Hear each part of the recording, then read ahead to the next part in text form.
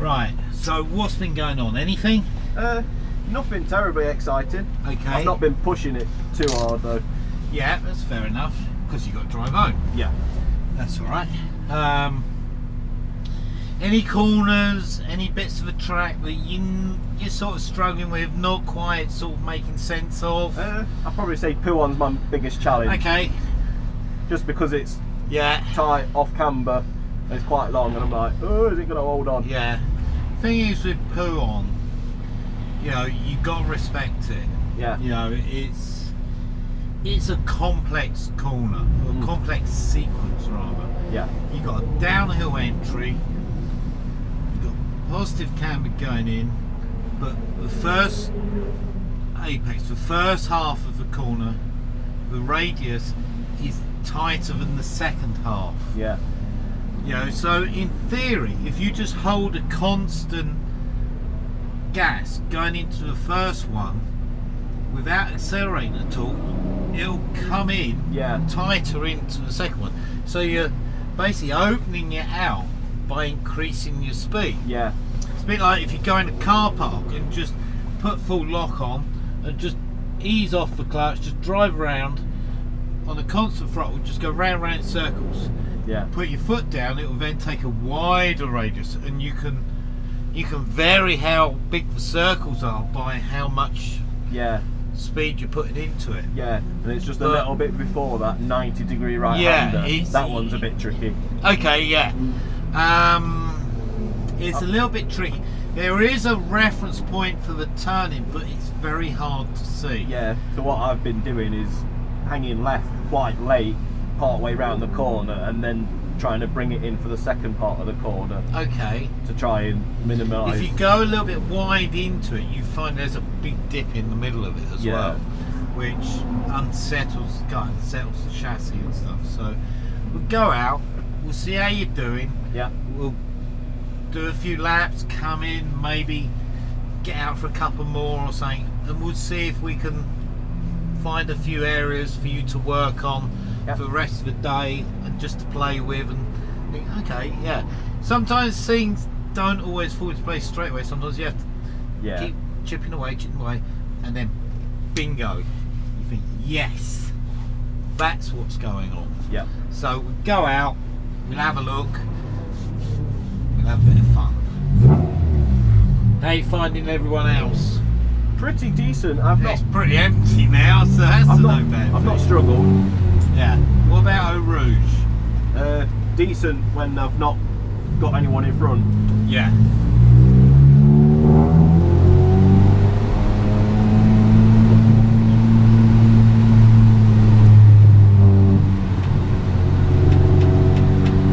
So what's the state of play with this?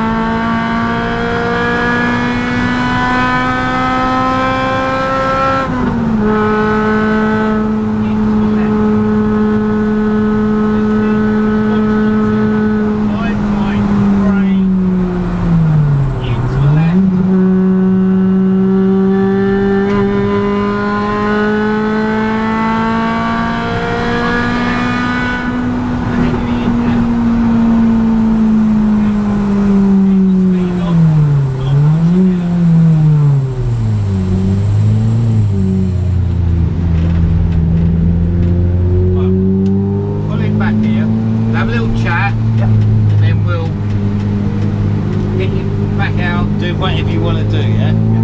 Okay? So it was just half hour, wasn't it? Yeah, that's alright, we're fine. Right, okay.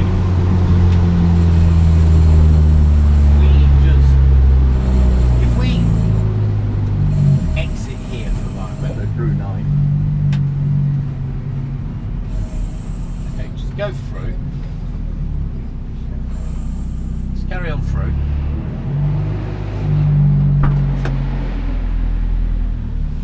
Yeah.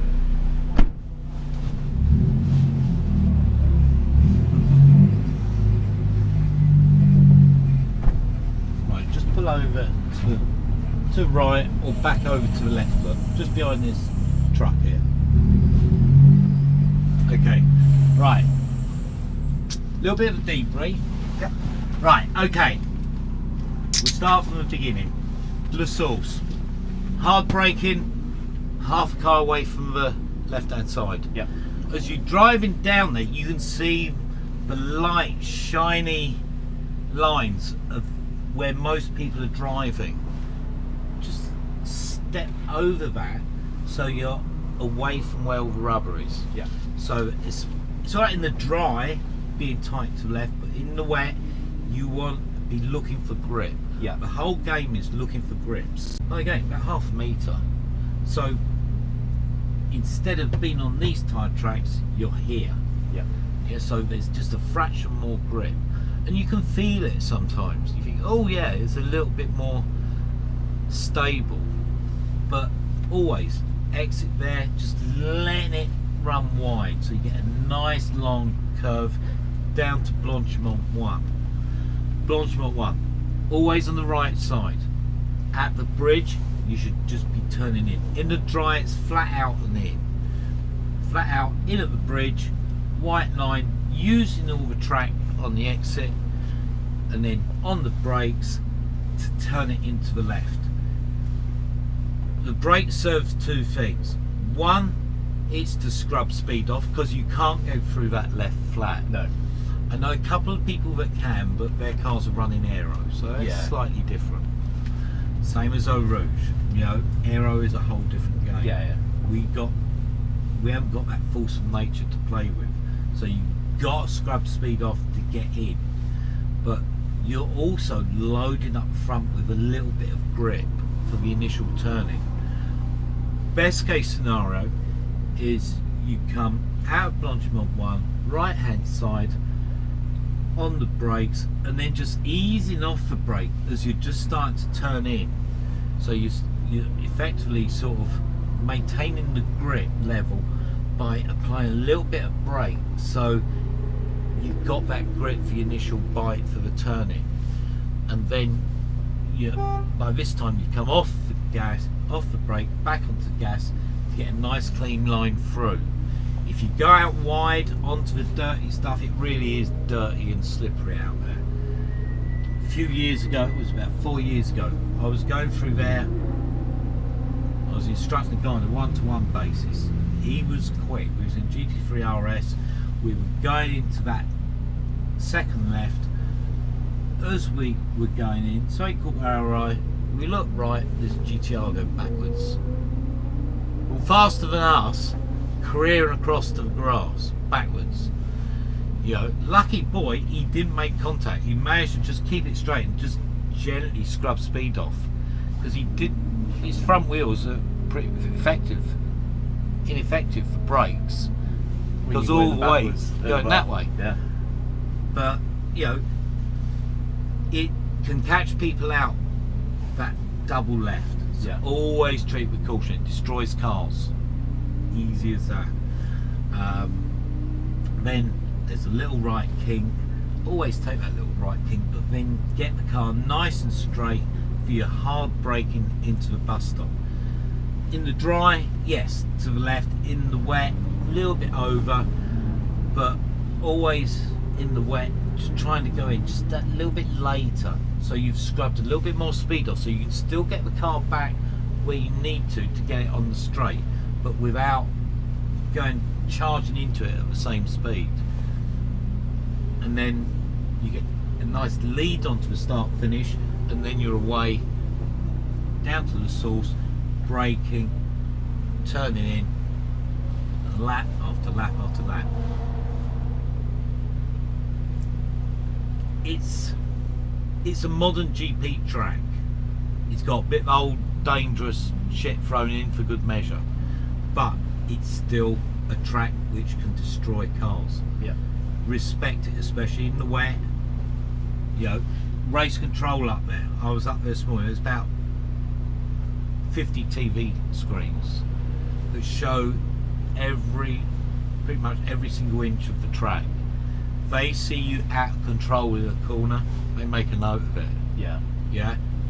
That gets relayed back down here. Oh, this guy, he keeps pushing the limits a little bit too much. There's other people out there, they'll then wake you off. So, you know, yeah, go out, have fun, practice, but don't get tied up and get into trouble. Yeah? Yep. Alright? Alright otherwise? No. Yeah. No, I'm doing my job. Yeah. You know, we see things, we Yep. can interpret things which are going on, but few of the corners, you've got to work on your position and your line before you work on the speed. Yep. Yeah. Slow down to go fast. Yeah. Same old thing for decades. Yep. Yeah. In the 60s, in the 50s, the quick guys were the smooth guys. Yeah. The ones that, you know, would just let the car work as little as possible to do the same as the guy who's fighting it all over the place, running all the curves, bumping here and there and everywhere. Yeah. You know, perfect it. It becomes an art. Yeah. Your control is good. You're catching stuff, but when it's gonna going say from one side to another to the I was other, gonna say, for a second I thought it was just gonna do the same around the rest of the corner. Yeah. You know, once I caught it the Yeah. first time, I thought it's just, yeah, if I just hold it as it is. yeah, exactly. And then suddenly it just went, no. no, I'm going the other way now. Yeah. And then I managed to. Yeah. It's all right until there's another car next to you. Yeah, I was so glad there was nothing around at the time. You know, if it was just slightly damp, you know, and someone's out of the way and you're diving through the inside, that's when problems occur. Yeah. Because also, if you're overtaking people, you're offline normally slightly. You know, I normally say to guys, when they're learning tracks, you know, try and maintain your line at all times. Even if there's a slower car in front, approaching the corner, if he's indicating right, don't stay to the left to overtake him into the left. Get to the right on your normal line and then come out from behind. Yeah. Yeah, don't compromise the second half of the corner, because that's where it always goes wrong. Yeah. Not as you're going into corner, it's after the apex that things go wrong, and then you have to try and catch it, correct it, and get away with it. Yeah? Yeah.